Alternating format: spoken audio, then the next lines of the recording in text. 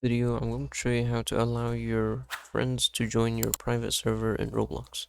So I have a private server in Flee the Facility. So let me go to that game.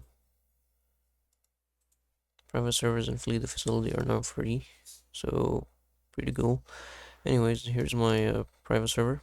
So click on the three dots right next to it and then click on configure. And then over here, under or right next to connections allowed or friends allowed, just enable this, and now your friends should be able to join your private server anytime they want. And that's about it.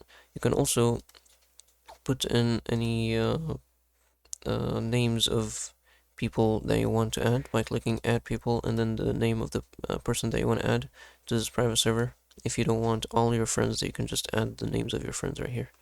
And that's about it for this video. If you found it helpful, please don't forget to like and subscribe.